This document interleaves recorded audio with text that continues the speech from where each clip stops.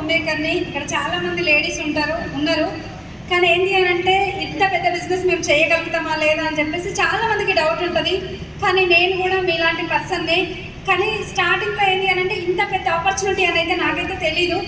Just ఒక 4,000 రూపాయలు వస్తే చాలు, ఆ కన్సిస్టెన్సీ అనేది ఏదైతే ఉందో 5 నెలల ఫ్రీ ప్రోడక్ట్స్ వస్తే చాలు అని చెప్పి స్టార్ట్ చేసిన పర్సన్ని.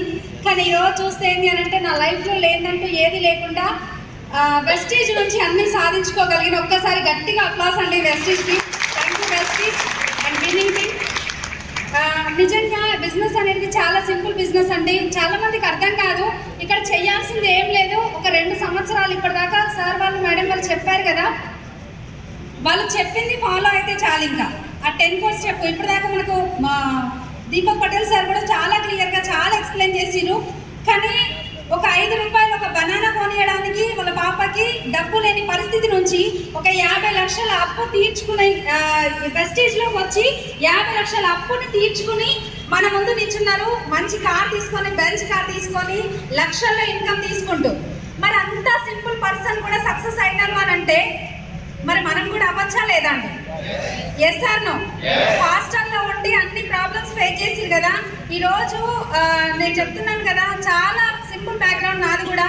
కానీ ఒక స్టిచ్చింగ్ చేసే పర్సన్ని ఈరోజు 5 లక్షల పైన ఇన్కమ్ తీసుకుంటున్నా అంటే ఒకసారి ఆలోచించండి. ఒక వండర్ఫుల్ కారు, నాకు నచ్చిన కారు అంటే ఇంట్లో ఉండి పిల్లలు చూసుకునే పర్సన్, బ్లౌజులు కుట్టే పర్సన్ ఈరోజు కార్ డ్రైవింగ్ చేస్తుందనంటే ఒకసారి ఆలోచించండి. అర్థమవుతుందా అండి? నాకు సొంత ఇల్లు వెస్టీజ్కి వచ్చినప్పుడు సింగిల్ బెడ్రూమ్లో ఉన్న నేను ఈరోజు 1 కోటి రూపాయల ఇంట్లో సొంత ఇంట్లో ఉంటుందంటే ఆలోచించండి. ఇవన్నీ నాతో అంటే మీతో కూడా అవుతాయా లేదా? Yes or no? ఇంతకుముందు నా బాబుని హాస్టల్లో వేసిన సార్ చెప్తుంటే నాకు చాలా బాధ అనిపించింది.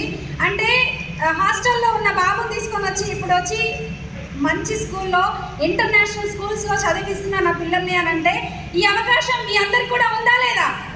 కానీ నో అనే మాట ఏదైతే ఉందో దాన్ని తట్టుకొని ఒక 2 సంవత్సరాలు ధైర్యంగా మీరు నిలబడగలిగితే ఈ స్టేజ్ మీద మీరుంటారు. క్లాప్స్ మేము ఇస్తాం కింద ఉండి. Thank you wish you.